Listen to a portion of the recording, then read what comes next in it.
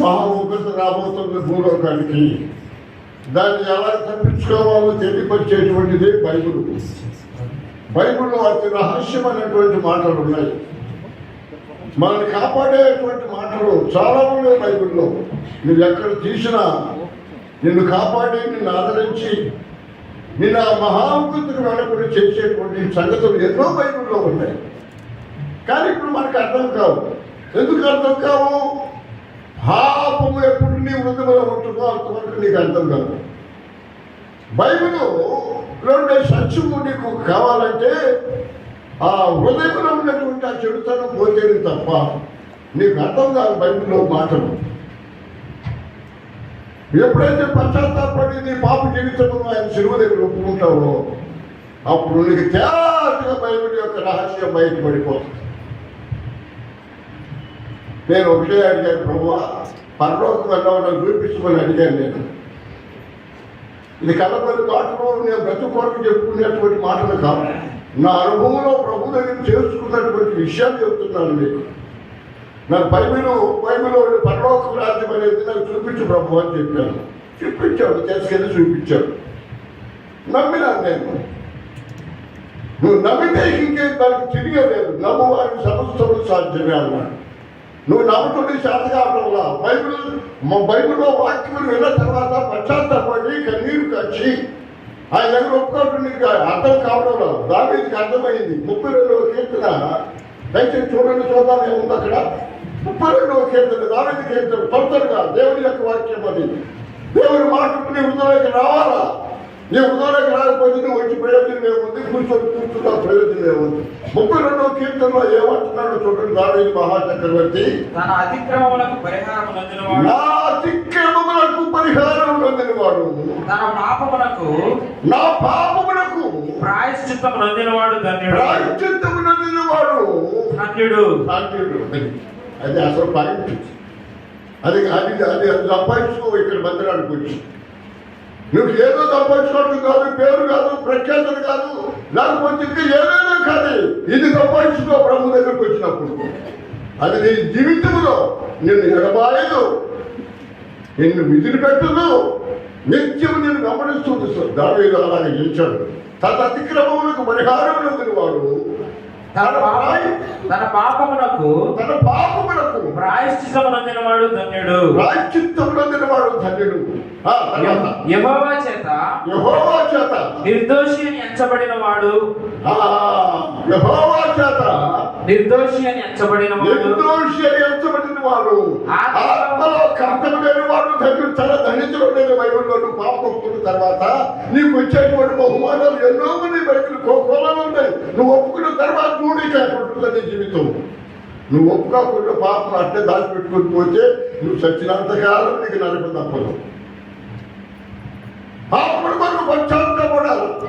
దావీదు ఇంకా 50వ కీర్తనలో పరాయి భార్యను తగ్గించినప్పుడు, పాపంలో పడినప్పుడు, దేవుడు నా తన ప్రవక్తను పంపించి మాట్లాడినప్పుడు కూడా ఆయన ఒప్పుకున్నాడు. 51వ కీర్తన దయచేసి చదువు. దాన్ని కూడా దేవా నీ కృప చొప్పున నన్ను కరుణింపుము, నీ వాత్సల్య బాహుళ్యము చొప్పున నా అతిక్రమములను తుడిచివేయము, నా పాపము తుడిచివేయము. నా దోషము పోవనట్లు నేను చేసినటువంటి పరాయి భార్యను తగ్గించినటువంటి దోషమును బట్టి నన్ను బాగుగా కడుగుము. నన్ను బాగా కడుగు, ఆ గబ్బంతా కడుగు ప్రభు.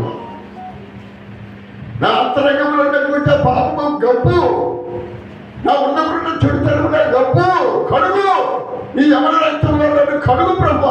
నీ సోపు గుజ్జుతో నన్ను కడుగు ప్రభు. అది సంపర్కుని పోవాలి ఇక్కడి నుంచి. మనం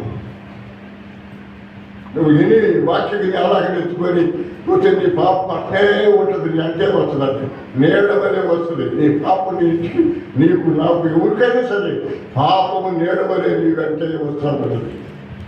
ఆ తర్వాత చదువు నాయన. నా దోషము పోవునట్లు నన్ను బాగుగా కడుగుము. అడుగుతున్నాడు దేవుడిని. అడుగుతున్నావా? నీ హృదయంలో పాపం లేదా? నీ హృదయంలో చెడుతనం లేదా? హృదయంలో లోక పాపములను మోసుకొని పోవు దేవుని కొరిపిన మాట వినకుండా జీవించినటువంటి ఆ పాపం లేదా? దాచిపెట్టుకొని వెళ్ళిపోతావా? ఎంతకాలం దాచిపెట్టుకుంటావు? దాని పోనీకి భద్రం చేసుకుని అని బైబిల్లో రాయబడి యోగు గ్రంథంలో దాచిపెట్టుకో, ఎలా దాచిపెట్టుకుంటావు? పాపములు ఎలా దాచిపెట్టుకుని వెళ్తావో ఉండు, ప్రమాదకరమైనటువంటి ముఖ్యత రాబోతుంది ప్రపంచానికి. ఇక దావీదు యొక్క మాటలు, కొన్ని మాటలు చెప్పి నేను ముందు భాగానికి వెళ్తాను. నా పాపము పోవునట్లు, నా పాపం పోవునట్లు నన్ను పవిత్రపరచుము. దేవుడు అడిగాడు దావీదు, నువ్వు ఎప్పుడన్నా అడిగావా? నా పాపం పోవునట్లు కడుగు ప్రభావం ఎప్పుడన్నా ప్రార్థన చేశావా?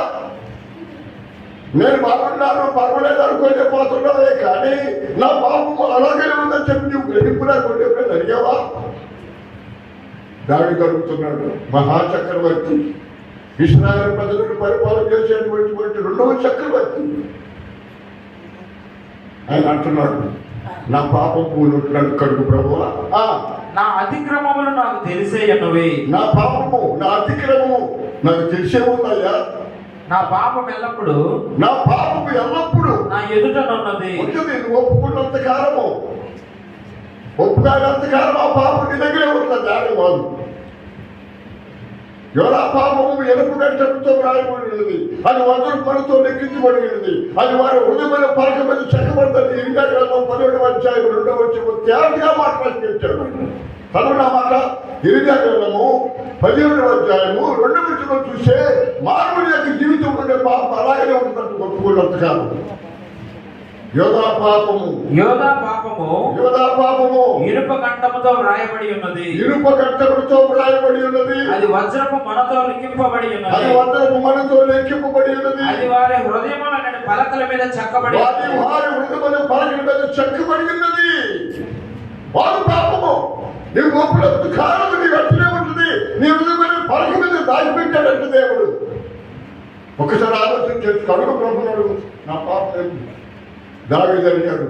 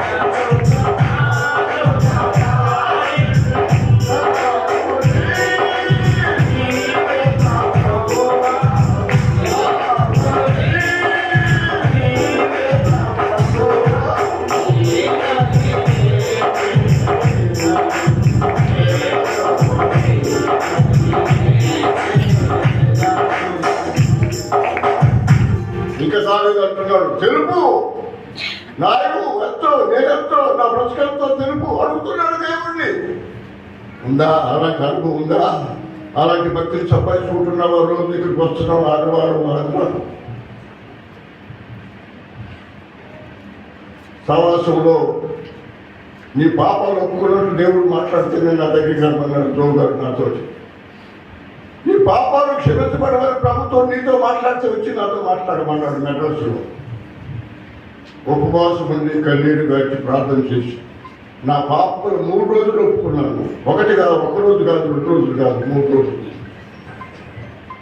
ఒక రాత్రి పూట ఎంసీ పత్రిక 2వ అధ్యాయము ఆకాశ వారికములు చూపించి చదువు అన్నాను. అంతే కాబట్టి నా బైబిల్ తీసుకో చూడండి. నాకు ఇచ్చినటువంటి ఆ వాగ్దానం ఎలాంటిదో ఎంసీ రాసిన పత్రిక 2వ అధ్యాయంలో ఆకాశ వారికములు నాకు చూపించి చదువు అన్నాడు పెద్ద స్వరంతో. నాకు ఎఫెసీయులకు రాసిన పత్రిక 2వ అధ్యాయం మొదటి నుంచి మీ అపరాధముల చేతను పాపముల చేతను మీరు చచ్చిన వారై ఉండగా చనిపోయి ఉండగా ఆయన మిమ్మును క్రీస్తుతో కూడా బ్రతికించెను. మీరు వాటిని చేయించు వాయుమండల సంబంధమైన అధిపతులు అనుసరించి మునుపడుచుకుంటుంది. ఈ ప్రపంచ ధర్మము చొప్పున మునుపు నడుచుకుంటుంది. వారితో కలిసి మనమందరము శరీరం యొక్కయు మనస్సు యొక్కయు కోరికలను నెరవేర్చుకొనుచు మన శరీరాన్ని అయినను దేవుడు కరుణా సంపన్నుడై ఉండి ఎంత పాపుడి దగ్గర ఉన్నాను మనము మన అపరాధముల చేత చచ్చిన వారమై ఉండినప్పుడు సైతము మన ఎడల చూపిన తన మహా ప్రేమ చేత మనల్ని క్రీస్తుతో కూడా బ్రతికించెను. కృప చేతనే మీరు రక్షింపబడి ఉన్నారు. ఇది మీ వలన కలిగే కృపావారము కాదు అని ప్రభు చెప్తున్నాడు నాకు. తెల్లవారి ఉందని అన్నది శాంతి సమాధానము ఆకాశంలోకి ఎగిరిపోయినట్టు అయిపోయిందన్నమాట. ఆయన మాట్లాడిన తర్వాత హృదయంలో ఉండేటువంటి ఆ కర్మశము, హృదయంలో ఉండేటువంటి ఆ పాపము ఎప్పుడైతే పోతుందో అప్పుడు దేవునికి నీకు సంబంధం ఏర్పడిపోతుందన్నమాట. దేవునికి నీకు లేని సంబంధము, యుగమైన సంబంధము, పరమైన సంబంధము నీకు ఏర్పడుతుంది. అది పోగొట్టుకుంటున్నావు చాలా మంది. ఎందుకు? ఇంకా నువ్వు హృదయంలో పాపం దాచిపెట్టుకున్నావు. దేవుని సన్నిధిలో ఉన్నావు కదా, దాని యొక్క జీవితం చూసుకుంటున్నాం. మనం చూసినప్పుడు చదువుకున్నాం దేవుడి వాక్యంలో ఆదికాండం 17వ అధ్యాయంలో ఇక్కడ అబ్రాహాము యొక్క జీవితాన్ని నేను మీకు జ్ఞాపకం చేసి ముగిస్తాను.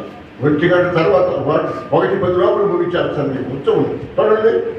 అబ్రాహాము 99 ఏళ్ల వాడైనప్పుడు యెహోవా అతనికి ప్రత్యక్షమై నేను సర్వశక్తి గల దేవుడను, ఎంతో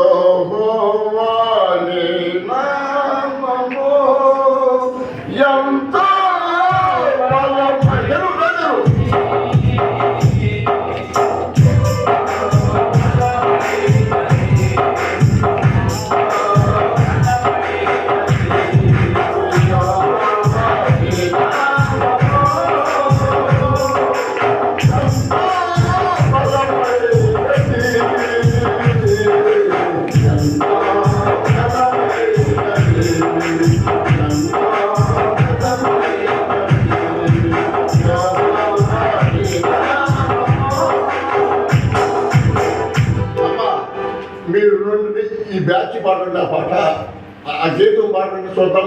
ఈ బ్యాచ్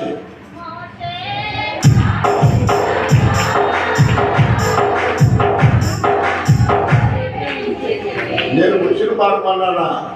వాడు పాడలేదు. వచ్చిన నేను పాడలేదు పాడమన్నా ఎవరు వచ్చింది.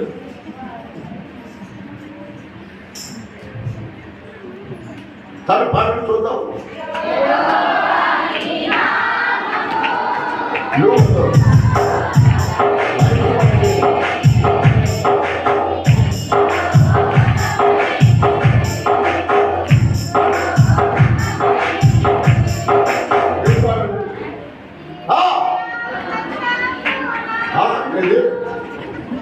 యెహోవా నామము ఆవిడ పాడారు. ఇంత సత్తగా పాడాడు. చూసావా?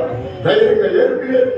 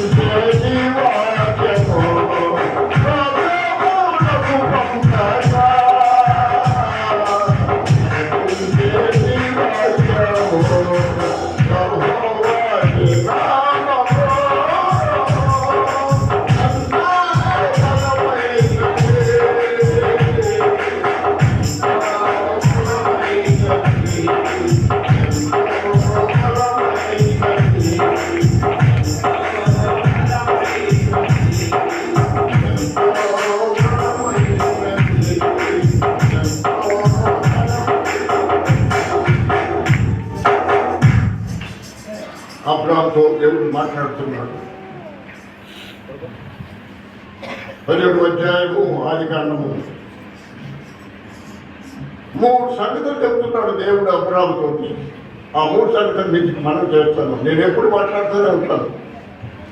దేవుని ఉద్దేశాన్ని కనుక్కోవాలి. మన ఉద్దేశాలు మనకు కాదు, మనం ఇక్కడికి రావాల్సింది. దేవుని పరిచయం ఏముంది, దేవుని ఇష్టం ఏమై ఉంది, దేవుడు ఏం కోరుకుంటున్నాడు, దేవుడు ఏం అడుగుతున్నాడు అనేటువంటిదే మనం నేర్చుకోవాలి బైబిల్లో. ఇప్పుడు అబ్రాహాముతో మాట్లాడుతున్నాడు. అబ్రాహాము 99 సంవత్సరాల వయస్సు వచ్చినప్పుడు యెహోవా అతనికి ప్రత్యక్షమై నేను సర్వశక్తి గల దేవుడను. ఆయన సత్యం ఎట్లా తెలుస్తుంది నీకు? ఇంటికాడ పడుకుంటే ఇంక ఆడతో ఉండి లేకపోతే ఏడాడ ఉండి మాత్రం సంగతి నీకు ఏమర్థమైపోతుంది? దేవుని ఉద్దేశం ఏం చేస్తాడు? ఆయన ఉద్దేశాన్ని అబ్రాహాము పంచుకుంటున్నాడు. ఇక్కడ మందిరానికి వచ్చినప్పుడు మందిరం దగ్గర నువ్వు అనేక సత్యాలు నేర్చుకోవచ్చు. ప్రభు దగ్గర నీవు తెలియని అనేక సంగతులు తెలుసుకోవచ్చు. మందిరం దగ్గరకు వస్తే నా మందిరం సమస్త జనులకు ప్రార్థనా మందిరం అని అంటున్నాను. ఇది ఎక్కడో ఉంటే కాదు. మందిరం దగ్గరకు వస్తే దేవుని సేవకులు దేవుని వాక్యాన్ని ప్రకటిస్తుంటే ఇప్పుడు అప్పుడు అర్థమైపోతుంది నీకు అబ్రాహాము యొక్క జీవితం ఏమిటో. 3 విషయాన్ని బయలుపరి చెప్పడానికి వచ్చింది. అబ్రాహాము 99 సంవత్సరాల వయసున్నప్పుడు యెహోవా అతనికి ప్రత్యక్షమై నేను సర్వశక్తి గల దేవుడను, నా సన్నిధిలో నడుచుతూ నిర్ధారించబడినము, నాకు నీకు మధ్య నిబంధనలు నియమించి నిన్న తెనికముగా అభివృద్ధి పరుస్తాడు. దేవుడు అభివృద్ధి పరచాలి, మనుషులు కాదు అభివృద్ధి పరిచేది. మనుషులు ఎప్పుడు నమ్మరు. చేరువులకి ఆధారం చేసుకొని యెహోవా మీద తనకు తప్పించుకుని వాడు శాపం చేస్తున్నాడు. ఈ గ్రంథంలో ఉంది. నువ్వు మనుషులు నీ జీవితంలో ఎప్పుడు నమ్మదు. నీ కడుపును పుట్టిన బిడ్డలు కూడా నమ్మదు. లేకపోతే నీ కడుపులో పడుకునే భార్య పట్టుకొని నమ్మద్దు. బైబిల్లో ఉండే ఆ రహస్యమైన మాటలు. నీ కడుపులో పడుకునే నీ భార్యను కూడా నమ్మద్దన్నాడు దేవుడు. బైబిల్ ఎంత నీతిని నేర్పిస్తుందండి బైబిల్లో. ఎంత పరిశుద్ధమైన జీవితం నేర్పిస్తుంది బైబిల్. బైబిల్ అనుకుంటే ఏమనుకున్నావు? చాలా మంది అనుకుంటారు వాళ్ళు ఆ మతం లేరా, ఈ మతం లేరా, ఆ మతం కాదు, ఇది మతం కాదు, రెట మతం కాదు. మార్గబడిన దేవుడు అబ్రాహాముతో మాట్లాడుతాడు. అబ్రాహాము అంటే అదే గురువు తండ్రి అని అర్థం. అబ్రాహాము సర్వశక్తి గల దేవుడు మాట్లాడుతున్న మాటలు చదువు ఆయన. అబ్రాహాము 99 ఏళ్ల వాడైనప్పుడు యెహోవా అతనికి ప్రత్యక్షమై నేను సర్వశక్తి గల దేవుడను, నా సన్నిధిలో నడుచుచు నిందారహితుడవై ఉండుము. అంటే పాపం లేని వ్యక్తిగా ఉండు. దేవుని ఉద్దేశం అది. దేవుని యొక్క ముఖ్య ఉద్దేశం ఏంటంటే ఇప్పుడు మందిరానికి వస్తేనే నీకు అర్థమైపోతుంది, లేకపోతే ఇంటికాడ నీకు అర్థం కాదు. దేవుడు ఏమంటున్నాడు ఇక్కడ? అబ్రాహాము నేను సర్వశక్తి అనే దేవుడను. ఆ సంగతి అబ్రాహాము తెలియదు. ఆయన సర్వశక్తి దేవుడు అని నీకు తెలియదు. నీవు మందిరానికి వస్తేనే తెలుస్తుంది. మందిరంలో బయలు తీసుకొని చదువుతుంటేనే నీకు అర్థమైపోతుంది దేవుడి యొక్క వాక్యం. ఆది వాక్యములను వాక్యము దేవుడి ఎందును, వాక్యమే దేవుడు అయ్యుడను. నువ్వు మందిరానికి వచ్చినప్పుడు వాక్యం ఇన్నప్పుడు అప్పుడు నీకు అర్థమైపోతుంది దేవుడిని తెలిసి. నేను సర్వశక్తి గల దేవుడను. ఇది రెండోది, నా సన్నిధిలో నడుచుచు. ఇది రెండవ మాట. నడవటం అంటే ఏమిటి? దేవుడు ఏం చెప్తే తినాలన్నమాట. అది నడవటం అంటే. నడుచుతూ మూడో మాట ఏంటి? నిర్ధారించడమై ఉండు. ఏ పాపలేని వ్యక్తిగా బ్రతుకు ఈ లోకమును. దేవుని కోరిక అది. మరి 3 ఉన్నాయా? ఆయన సర్వశక్తి దేవుడు అని తెలుసా? నువ్వు ఆయన సన్నిధిలో నడుస్తున్నావా? 3 ఏ పాపలేని వ్యక్తిగా బ్రతకాలని ఆశ నీకు ఉన్నదా? దేవుడి యొక్క రాజ్యములు, మహిమ కిరీటములు, 7 రకాల కిరీటాలు ఉన్నాయి. ఆ పరలోక రాజ్యములు ఉన్నటువంటి ఎక్కువ మంది స్త్రీలు లేరు, కానీ పురుషులు ఉన్నాడు. ఆ పరలోక రాజ్యములు నాకు ప్రభు చూపించినప్పుడు నేను చూశాను. ఆ స్త్రీలు ఎట్లున్నారో తెల్లని వస్త్రం వేసుకుని ఉన్నారు. మహాశబ్దంతో స్తోత్రము స్తోత్రము స్తోత్రము స్తోత్రం అంటూ ఉన్నారా ఆ రాజ్యములో. పిల్లారా జాగ్రత్త. అబ్రాహాముతో మాట్లాడుతున్న మాటలు నీకు నేను జ్ఞాపకం చేస్తున్నాను. అబ్రాహాము సర్వశక్తి గల దేవుడు, ఆయన సన్నిధిలో నడుచుతూ నిందారచన పోయి మనం ఉండవాలని కోరుకుంటున్నాడు. ఏమిటి? అబ్రాహాముకు చాలా సంగతులు ముందుగానే చెప్పాడు, జరిగే సంగతులు ముందుగా చెప్పాడు. ఏమండి? ఆదికాండం 15:13 ఒక రహస్యాన్ని చెబుతున్నాడు అక్కడ ఇశ్రాయేలు ప్రజల గురించి. 15:13 ఆయన ఆదికాండము ఆయన ఆయన నీ సంతతి వారు తమది కాని పరదేశమందు నివసించి ఆ దేశపు వారికి దాసులుగా నుందురు. వారు 400 ఏళ్ళు వీరిని శ్రమ పెట్టుదురు. వీరు ఎవరికి దాసులగుదురు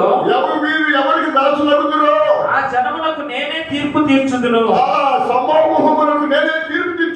తరువాత వారు మిక్కిలి ఆస్తితో వారు దోచుకొని వస్తారు కాలానికి.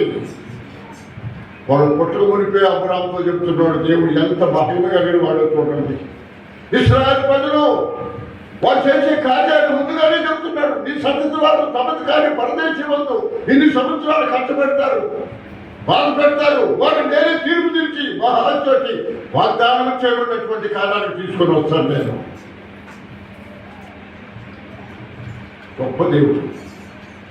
నువ్వు ఎంత నమ్మితే అంత నమ్మదగిన దేవుడు ఆయన. పాప మన సహోదరుడు ఉంది, అల్లుడికి భాష వచ్చింది, పోయాడు ఆ దేశం. మరి పేరే పేరు అడుగు, నీ పేరు అడుగుతే బాగా చెప్తాను. నీ పేరు అల్లుడికి వచ్చింది ఈసా, పోయాడు. భార్య కుమార్తె ఇక్కడే ఉంది, ఆమె చేసే రాదు.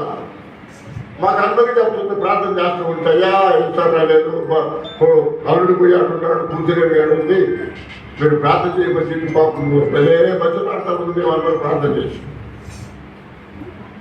చేసి ఆ ప్రార్థన దేవుడు పెట్టారు.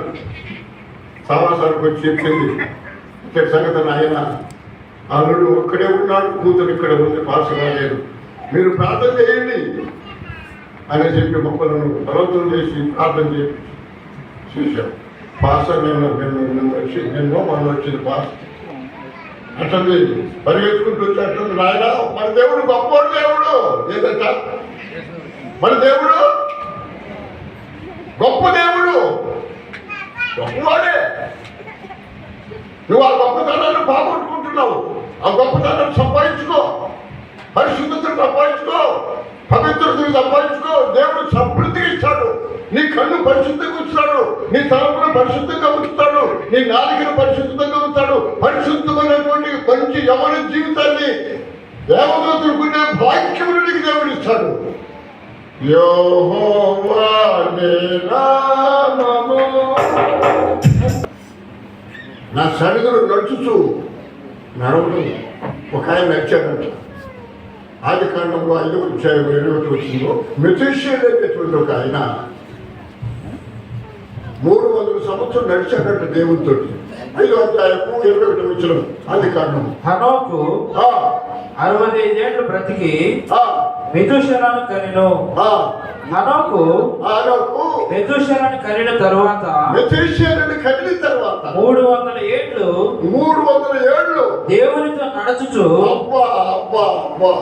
ఇటువంటి వ్యక్తి అండి ఆలోకి. ఇటువంటి వ్యక్తి బైబిల్ చెబుతుంది ఆయన విషయాన్ని గురించి. ఆలోకు 300 సంవత్సరములు దేవునితో నడుచుచు. భార్య దానికి పిల్లలు ఉన్నారు. మత్స్యాలు కుమారుడు పోయారు. 967 బ్రతికాడు ఆయన. ఆయన కుమారుడు ఆరోగ్య కుమారుడు 967 బ్రతికాడు. ఎంత గొప్ప రక్షకుడు, ఎంత గొప్ప దేవుడు మనకు ఉన్నాడు. దాచిపెట్టుకుంటున్నాం మనం ఆయన్ని. ఆయన బయటికి తీసుకురావడం వాళ్ళు తీసుకొస్తున్నారు అన్నిలు. ఆ బొమ్మను తీసుకొచ్చినప్పుడు ఆడవాళ్ళు మగవాళ్ళు కొక్కు తీసుకొని కలుకొని చదువుకొని మొక్కలు పట్టుకుంటున్నారు. వారు ఎగిరి దేవుని యొక్క ఉపద్ర పాత్రలు చూపిస్తున్నారు. మరి ఏది మరి 10 మంది పాపులేట్ తీసుకొని బజార్లకు వెళ్ళి సువార్త ప్రకటించడానికి వచ్చేటువంటి వాళ్ళు అలాంటి వారు ఏది మనకి సంఘంలో లేదు. మెచ్చేసాల 969 వేడు కలిగి బిడ్డని అన్నాడు. మెచ్చేసాల 300 సంవత్సరం దేవుడితో నడిచాడట. ఎంత భాగ్యం. ఏదైనా మనవడు ఏంటంట, నీ సంగతి దేవుడి తరపు మనం ప్రార్థన వెళ్ళాలి. దేవుడి సన్నిధిలో నమ్మకముగా జీవిస్తే దేవుడు కనిపిస్తాడు. అందుకని నీ యొక్క వాక్యము నీతో మాట్లాడు. ఆయన నమ్మదగిన దేవుడు, పరలోక రాజ్యంలో తీసుకునే దేవుడు. పశ్చాత్తపడి కన్నీరు కాచినట్లయితే దేవుడు మనల్ని కాపాడతాడు. ప్రార్థన చేసుకుందాం. ప్రేమ కలిగిన మా నాయన పరలోకపు తండ్రి, ఎంతో గొప్ప దేవుడు.